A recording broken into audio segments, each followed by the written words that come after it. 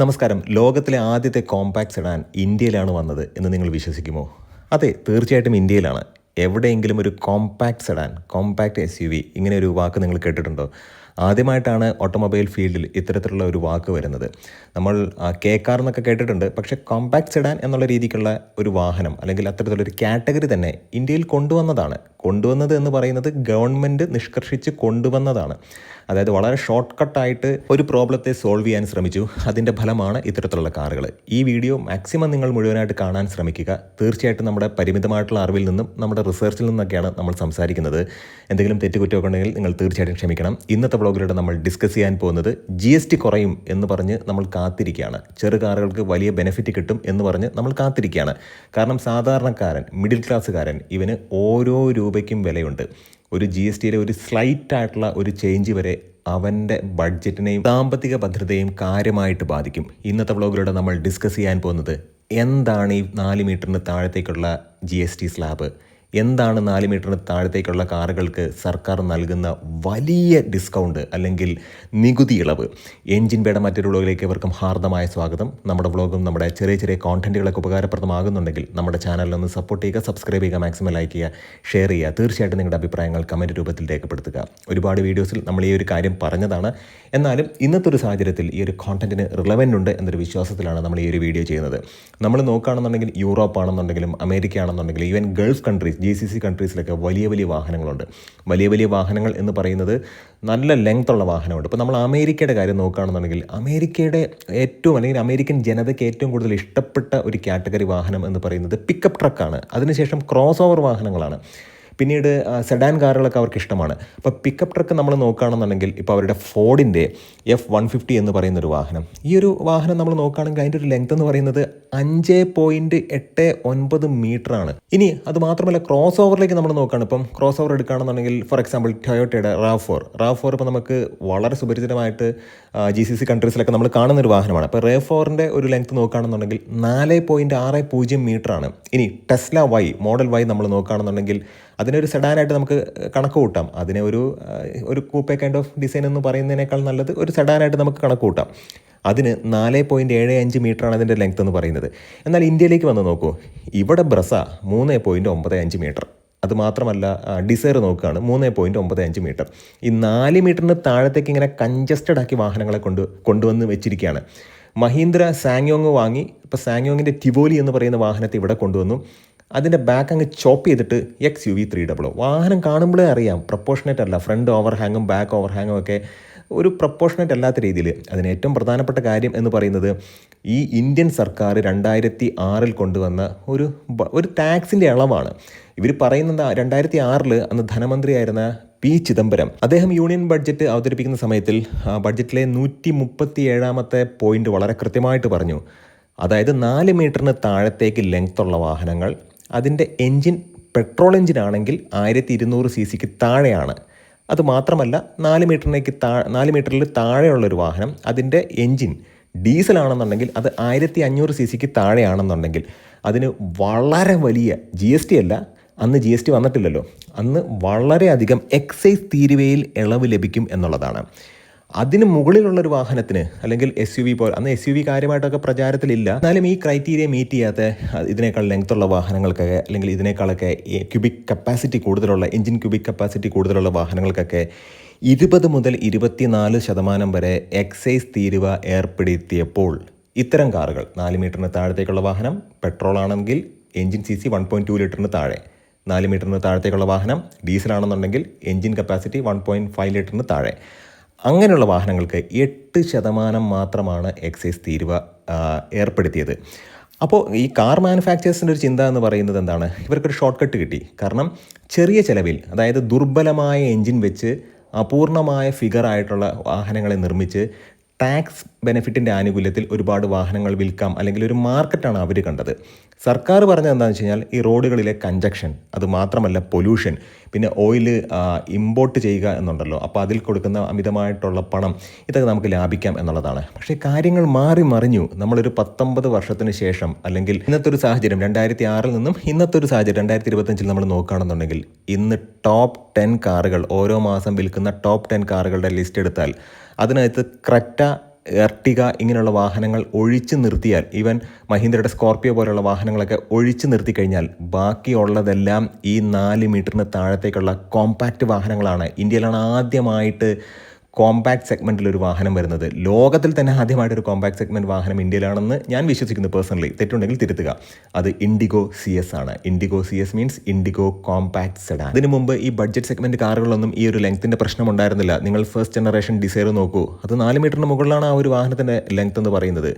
പിന്നീടാണ് ഈ 4 മീറ്റർ എന്ന് പറയുന്ന ഒരു ക്രൈറ്റീരിയ കൊണ്ടുവന്ന് ദുർബലമായ എഞ്ചിനും കൊണ്ടുവന്ന് കൂടുതൽ മൈലേജ് ഉണ്ടാകും, അത്തരം അല്ലെങ്കിൽ കൂടുതൽ മൈലേജ് അത്തരം എഞ്ചിനുകൾ തരും. അതുകൊണ്ട് തന്നെ ഫ്യൂവലിൻ്റെ കൺസപ്ഷൻ കുറയും. അതുമാത്രമല്ല, ചെറു കാറുകളാകുമ്പോഴത്തേക്കും മാക്സിമം ഈ റോഡിലെ കഞ്ചഷൻ ഒഴിവാക്കാൻ കഴിയും. ഫ്യൂവലിൻ്റെ ഉപയോഗം കുറയുന്നതനുസരിച്ച് ഫ്യൂവൽ ഇമ്പോർട്ട് ചെയ്യുക എന്നുള്ളത് കുറയും. അങ്ങനെ ഒരുപാട് പണം ലാഭിക്കാം എന്നുള്ള രീതിക്ക് ചിന്തിച്ചപ്പോൾ ഇന്നിപ്പോൾ നോക്കുകയാണ്, ഒരു 19 വർഷത്തിന് ശേഷം 2006 ശേഷം 2025 വന്നപ്പോഴത്തേക്കും റോഡുകളിൽ കാണുന്ന തിരക്കെന്ന് പറയുന്നത് ഈ കോമ്പാക്റ്റ് സെഡാൻ അല്ലെങ്കിൽ കോമ്പാക്റ്റ് SUV കോമ്പാക്റ്റ് സെഗ്മെൻറ്റിൽ വരുന്ന കാറുകളാണ്. അപ്പോൾ ഒരു നല്ല ഉദ്ദേശത്തിന് കൊണ്ടുവന്ന ഒരു കാര്യം അത് നല്ല ഉദ്ദേശത്തിൽ തന്നെയാണോ നടന്നത് എന്ന് നമ്മൾ സ്വയം ആലോചിക്കേണ്ടതായിട്ടുണ്ട്. ടാറ്റ മോട്ടോഴ്സിൻ്റെ ഫോർമുല വളരെ സിമ്പിളായിരുന്നു. ഇൻഡിഗോ എന്ന് പറയുന്ന ആ ഒരു വലിയ വാഹനത്തെ, ലെങ്ത്തുള്ള വാഹനത്തെ ചോപ്പ് ചെയ്തിട്ട് ഇൻഡിഗോ CS എന്ന് പറയുന്ന കോമ്പാക്ട് സെഡാനാക്കി മാറ്റി അതിനകത്ത് 1.2 ലിറ്റർ പെട്രോൾ എഞ്ചിൻ കൊണ്ടുവന്നു, 1.4 ലിറ്റർ ഡീസൽ എഞ്ചിൻ കൊണ്ടുവന്നു. 25 കിലോമീറ്റർ ആണെന്ന് ക്ലെയിം ചെയ്ത മൈലേജ്. റോഡുകളിൽ ഇൻഡിഗോ CS-ൻ്റെ ബഹളമായിരുന്നു. ടാക്സി സെഗ്മെൻറ്റിലൊക്കെ ഈ ഒരു വാഹനം ഒരുപാട് വിറ്റഴിക്കപ്പെട്ടു. ആ ഒരു സമയത്താണ് മാരുതി സുസുക്കി കാര്യമായിട്ട് ചിന്തിക്കുന്നത്. അവരുടെ ഡിസയർ എന്ന് പറയുന്ന ഫസ്റ്റ് ജനറേഷൻ ഡിസയർ 2005 ലോഞ്ച് ചെയ്ത ആ ഒരു വാഹനത്തെ ചോപ്പ് ചെയ്തു. 4.16 മീറ്ററുള്ള ആ ഒരു വാഹനത്തെ ചോപ്പ് ചെയ്തു 3.95 ലിറ്ററിലേക്ക് കുറച്ചു എന്നുള്ളതാണ്. ഇൻസ്റ്റൻറ്റ് ഹിറ്റായി മാറി ആ ഒരു വാഹനം. എന്നാലും നമ്മൾ മനസ്സിലാക്കേണ്ട ഒരു കാര്യം, ടാറ്റ കൊണ്ടുവന്ന പല ടെക്നോളജീസും മറ്റ് വാഹന നിർമ്മാതാക്കൾ, ടെക്നോളജിയല്ല മാർക്കറ്റിംഗ് സ്ട്രാറ്റജിയും അല്ലെങ്കിൽ അവരുടെ പോളിസിയൊക്കെ മറ്റ് വാഹന നിർമ്മാതാക്കൾ ഏറ്റെടുത്ത് സക്സസ് ആക്കി മാറ്റി. ഇത് തന്നെയാണ് ഫോർഡിൻ്റെ കേസിലും. ഫോർഡ് ഇക്കോസ്പോർട്ട് കൊണ്ടുവന്നു 4 മീറ്ററിന് താഴത്തേക്കുള്ള കോമ്പാക്റ്റ് SUV. അത് ബ്രസ എന്ന് പറയുന്ന ഒരു വാഹനം, അത് മാരുതി സുസുക്കിയുടെ വാഹനമാണ്. ആ ഒരു സെഗ്മെൻറ്റ് അങ്ങ് ഏറ്റെടുത്തു. അപ്പോൾ മനസ്സിലാക്കേണ്ട ഒരു കാര്യം, ഈ എക്സൈസ് ഡ്യൂട്ടി 8% ആയപ്പോൾ തന്നെ വാഹനത്തിൻ്റെ വില കുറഞ്ഞു. അതുമാത്രമല്ല, ദുർബലമായ എഞ്ചിൻ. ഈ ദുർബലമായ എഞ്ചിൻ എന്ന് പറയുമ്പോഴത്തേക്കും അതിനകത്ത് എടുത്തുകൊണ്ട ഒരു കാര്യം കൂടിയുണ്ട്. അതിലേക്ക് ഏറ്റവും കൂടുതൽ സക്സസ് കൊടുത്തത് ഫിയറ്റിൻ്റെ 1.3 DDIS എഞ്ചിൻ തന്നെയാണ്. അത് 1.3 ആണ്. 1.5 മുകളിലേക്ക് പോയിരുന്നെങ്കിൽ ഈ 8% എക്സൈസ് ഡ്യൂട്ടി കിട്ടത്തില്ലായിരുന്നു. ഇപ്പോൾ 1.3 അത്യാവശ്യം നല്ല മൈലേജ് ഉണ്ടായിരുന്നു. 25-26 കിലോമീറ്ററൊക്കെ ആ ഡീസൽ എഞ്ചിൻ മൈലേജ് നൽകുന്നുണ്ടായിരുന്നു. അങ്ങനെ നോക്കിയപ്പോഴത്തേക്കും റോഡുകളിൽ മുഴുവൻ ഇത്തരത്തിലുള്ള കോമ്പാക്റ്റ് കാറുകളായി മാറി. ഇന്നത്തെ കാലത്ത് ഇതിനോട് ചുവട് പിടിച്ചുകൊണ്ട് ഒരുപാട് മാനുഫാക്ചേഴ്സ് വന്ന് ഈ കോമ്പാക്റ്റ് സെഡാൻ്റെ ഒരു പ്രത്യേകത എന്ന് പറയുന്നത് ഫീലും കംഫർട്ടൊക്കെ യഥാർത്ഥത്തിൽ ഒരു സെഡാൻ്റെ ഓൾമോസ്റ്റ് സെഡാൻ്റെ ഫീലും കംഫർട്ടൊക്കെ ലഭിക്കും. അത് മാത്രമല്ല, മെയിൻ്റനൻസ് എന്ന് പറയുന്നത് ഒരു ഹാച്ച് ബാക്കിൻ്റെ മെയിൻ്റനൻസ് മാത്രമേ ഉള്ളൂ. അതുകൊണ്ട് തന്നെയാണ് ഹോണ്ട ബ്രിയോയെ എക്സ്റ്റെൻഡ് ചെയ്ത് ഹോണ്ട അമേസ് ആക്കി മാറ്റിയത്. അതുമാത്രമല്ല, ഗ്രാൻഡ് ഐറ്റൺ എന്ന് പറയുന്ന വാഹനത്തെ ഹ്യുണ്ടായി എക്സ്റ്റെൻഡ് ചെയ്തിട്ട് എക്സെൻറ്റ് എന്ന് പറയുന്ന കോമ്പാക്ട് സെഡാൻ വാഹനം കൊണ്ടുവന്നത്. അത് മാത്രമല്ല, ഫിഗോയുടെ ഒരു എക്സ്റ്റെൻഡഡ് വേർഷനാണ്. എക്സ്റ്റെൻഡഡ് വേർഷൻ എന്ന് പറയുന്നത് മാക്സിമം 4 മീറ്ററിന് താഴത്തേക്ക് നിൽക്കത്തക്ക രീതിയിൽ ഡിക്കി വെച്ചൊരു വേർഷനാണ് ഫിഗോ ആസ്പെയർ എന്ന് പറയുന്ന വാഹനം. ഈ 4 മീറ്ററിന് താഴത്തേക്കുള്ള ബെനിഫിറ്റിൽ കാര്യമായിട്ടുള്ള ഒരു സക്സസ് തോന്നിയത് യഥാർത്ഥത്തിൽ ഫോർഡിന് തന്നെയാണ്. ഫോർഡ് ഇൻട്രൊഡ്യൂസ് ചെയ്ത ഇക്കോസ്പോർട്ട് ഇത്രയും സ്ട്രോങ് ആയിട്ടുള്ളൊരു വാഹനം, ഇത്രയും റൈഡിങ് കംഫർട്ടുള്ളൊരു വാഹനം, SUV ഫീല് നൽകുന്ന വാഹനം. അന്നത്തെ കാലത്ത് തന്നെ ഒരുപാട് ഫീച്ചേഴ്സ് ഉണ്ടായിരുന്നു. ഓട്ടോമാറ്റിക്കായിട്ട് നമ്മൾ അതിൻ്റെ ഡോർ ഹാൻഡിലിൽ കൈവയ്ക്കുമ്പോൾ ഡോറ് അൺലോക്ക് ആവുക. അത് മാത്രമല്ല, നമ്മൾ ബാക്കിലേക്ക് അല്ലെങ്കിൽ റിവേഴ്സ് ഗിയർ ഇടുന്ന സമയത്ത് ബാക്കിലെ വൈപ്പർ ഓട്ടോമാറ്റിക്കായിട്ട് ഓൺ ആവുക, റെയിൻ സെൻസസ് വൈപ്പർ, ഇങ്ങനെയുള്ള ഒരുപാട് കാര്യങ്ങളൊക്കെ ഫോർഡ് എക്കോസ്പോർട്ടിലുണ്ടായിരുന്നു. മികച്ച ഒരു വാഹനം തന്നെയാണ്. ആ ഒരു കാറ്റഗറിയിൽ അല്ലെങ്കിൽ ഇത്തരത്തിലുള്ള 4 മീറ്ററിന് താഴത്തേക്കുള്ള ഒരു കാറ്റഗറിയിൽ ഒരു മികച്ചൊരു പ്രോഡക്റ്റ് കൊണ്ടുവരാൻ അവർക്ക് സാധിച്ചു എന്നുള്ളതാണ്. എന്നാൽ അതിനെ കാര്യമായിട്ട് അപ്ഡേറ്റ് കൊടുക്കാനായിട്ട് ആ ഒരു വാഹന നിർമ്മാണ കമ്പനിക്ക് കഴിഞ്ഞില്ല. അപ്പോഴത്തേക്കും ആ ഒരു സെഗ്മെൻറ്റ് മറ്റ് പല വാഹന നിർമ്മാതാക്കളും, എസ്പെഷ്യലി മാരുതി സുസുക്കി പോലുള്ള വാഹന നിർമ്മാതാക്കൾ, വിറ്റാര ബ്രസ പോലുള്ള വാഹനങ്ങൾ, അന്ന് അതിൻ്റെ വിറ്റാര ബ്രസ എന്നാണ് പേര്, വിറ്റാര ബ്രസ പോലുള്ള വാഹനങ്ങളൊക്കെ കൊണ്ടുവന്ന് ആ ഒരു സെഗ്മെൻറ്റ് കീഴടക്കി കഴിഞ്ഞു. സർക്കാരിൻ്റെ റൂളുകളെയും പ്രതീക്ഷകളെയൊക്കെ മാറ്റിമറിച്ചുകൊണ്ടായിരുന്നു. കാരണം അവരുദ്ദേശിച്ചത് ഓയിൽ എക്സ്പോർട്ട് മാക്സിമം കുറയും, പൊല്യൂഷൻ കുറയും എന്നുള്ളതാണ്. ഇത്തരം വാഹനങ്ങൾ ചെറിയ വിലയ്ക്ക് കിട്ടിയപ്പോൾ ആളുകൾ ഒരുപാട് വാങ്ങാൻ തുടങ്ങി. അതുകൊണ്ട് തന്നെ കഞ്ചഷൻ കൂടി, റോഡിൽ ഒരുപാട് വാഹന തിരക്ക് കൂടി. അതുമാത്രമല്ല, കൂടുതൽ വാഹനങ്ങളായപ്പോൾ കൂടുതൽ പെട്രോൾ അല്ലെങ്കിൽ ഡീസൽ അല്ലെങ്കിൽ ഫ്യൂവൽ വേണ്ടി വന്നു. അതിനനുസരിച്ച് പൊല്യൂഷനും ഉണ്ടായി. ഏറ്റവും പ്രധാനപ്പെട്ട കാര്യം, ഓയിൽ ഇമ്പോർട്ട് കൂടുകയും ചെയ്തു. നമ്മൾ മനസ്സിലാക്കേണ്ട ഒരു കാര്യം, വാഹനത്തിൻ്റെ അല്ലെങ്കിൽ വാഹന പെരുപ്പം കൂടിയപ്പോൾ കഞ്ചക്ഷൻ കൂടി. അത് മാത്രമല്ല, പൊല്യൂഷനും കൂടി. പക്ഷേ എടുത്തുകൊണ്ടൊരു കാര്യം, ഈ ഓയിൽ ഇമ്പോർട്ട് എന്ന് പറയുന്നത് കുറച്ച് ആ ഒരു പണം ഇന്ത്യയുടെ ഇൻഫ്രാസ്ട്രക്ചർ നന്നാക്കാനും അതുമാത്രമല്ല രാജ്യരക്ഷയ്ക്കൊക്കെ ഉപയോഗിക്കാൻ കഴിയും എന്ന് വിചാരിച്ചിരുന്നെങ്കിൽ, ഇപ്പം നമ്മളൊരു കണക്ക് നോക്കുകയാണെങ്കിൽ 2006 ഇന്ത്യയിലെ ഓയിൽ ഇറക്കുമതി എന്ന് പറയുന്നത് ഓൾമോസ്റ്റ് 111.5 മില്യൺ മെട്രിക് ടൺ ആയിരുന്നു. എന്നാൽ 2023-24 വന്നപ്പോഴത്തേക്കും, ഈവൻ 25 വന്നപ്പോഴത്തേക്കും 232.5 മില്യൺ മെട്രിക് ടണ്ണിൻ്റെയൊക്കെ മുകളിലേക്ക് അത് പോയി.